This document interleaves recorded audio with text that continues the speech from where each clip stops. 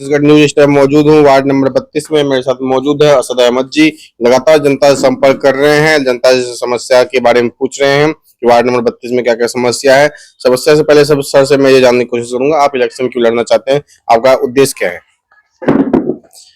Election लड़ने का उद्देश्य ये है कि मैं पहले से ही जनसेवा में लगा हूँ और मेरे को लगभग 40 साल हो गए हैं जनसेवा करते हुए। इस समय मेरी एज 58 ईयर है और 40 साल से मैं कांग्रेस पार्टी से जुड़ा हुआ और लोगों की समस्या का समाधान करते रहता हूँ। और अभी पिछले 5 साल से मैं जो यहाँ की वर्तमान पार्षद थी, पूर्व पार्षद हो गई जो अब स्वर्णा शुक्ला, उनके प्रतिनिधि के रूप में भी मैं लगातार वार्ड में उनके जो जनहित के कार्य हैं वो करवाता रहा हूँ, जिसमें मैंने ज्यादातर लोगों के निराश्रित पेंशन बनवाए हैं और बीपीएल कार्ड जो उसकी पात्रता रखते हैं। बहुत से ऐसे लोग थे जिनका एक समय में कार्ड सामान्य कार्ड बना हुआ था, लेकिन एक्चुअल में वो क्या है, पात्रता रखते थे बीपीएल की, पर कुछ कारणों से उनका बीपीएल कार्ड नहीं बन पाता था। तो ऐसे मैंने बहुत सारे लोगों के कार्ड को, बीपीएल कार्ड जो उनकी पात्रता रखते थे, उनका बनवाया है।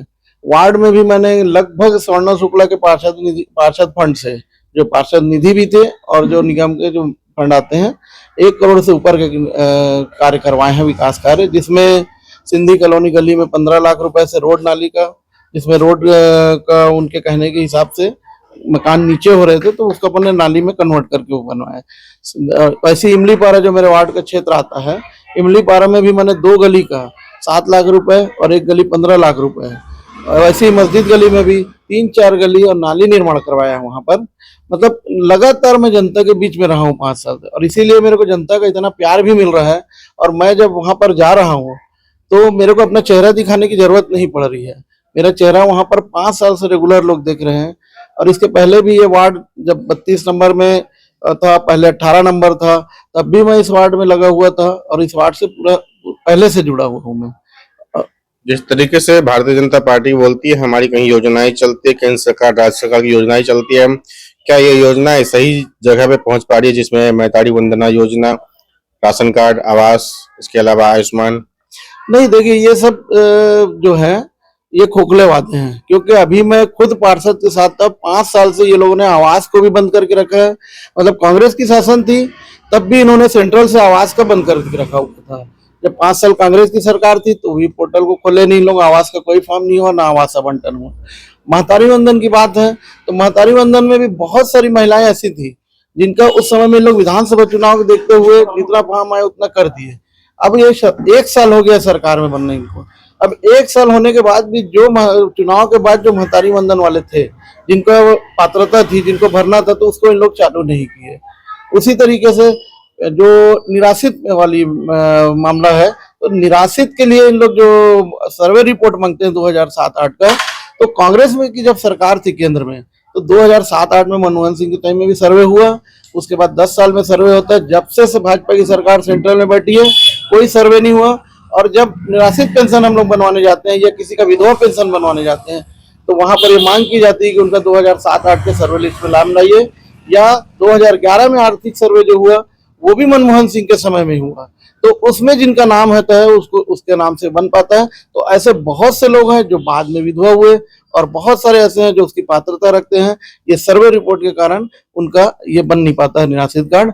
और ये जब से भाजपा की सरकार बैठी 2014 से आज तक इन्होंने सर्वे नहीं किया। 2007-8 में सर्वे हुआ कांग्रेस का, और 2007-8 के बाद उनको फिर से 10 साल बाद 17-18 में इनको सर्वे करवाना था। इन्होंने अभी तक सर्वे नहीं करवाया और ये तीसरी बार भी बने हैं तब भी सर्वे तक जनगणना करवाया और ना ही जनगणना हुई है। जिस तरीके से लगातार भारतीय जनता पार्टी सरकार कहती है कि हम ट्रिपल इंजन की सरकार बनाएंगे, 4 इंजन की सरकार बनाएंगे, 5 इंजन की सरकार बनाएंगे, हमारा और ज्यादा विकास होगा, लेकिन वार्डों में जिस तरीके से जनता बोलती है कि अभी तक मैतारी वंदना योजना के पैसे नहीं आ रहे, और बोलती है बिलासपुर का स्मार्ट सिटी भी बनाया जाएगा 2017-18 से लोग बता रहे हैं, लेकिन स्मार्ट सिटी के रूप में वार्ड में क्या क्या स्मार्ट होना चाहिए, किस तरीके से वार्ड को स्मार्ट बना सकते हैं? इसके अंतर्गत वार्डों में जैसे कि वाईफाई हो, सीसीटीवी कैमरे लगे हो, लाइब्रेरी हो, यहाँ पर बुजुर्गों के लिए खेलने के लिए मैदान, बुजुर्गों के लिए पार्क हो, महिलाओं के लिए यहाँ पे पार्क हो बैठने के लिए, तो किस तरीके से वार्ड को जो स्मार्ट वार्ड बना सकते हैं? देखिए, ये स्मार्ट सिटी के नाम पे ये सिर्फ खिलवाड़ कर रहे हैं। जितना भी यहाँ पर स्मार्ट सिटी के तहत काम कर रहा है, जहां पर काम होना है वहां से ये दूसरे जगह शिफ्ट कर देते हैं और ऐसी जगह में शिफ्ट कर रहे हैं जहां पर की जमीनें कीमती हैं।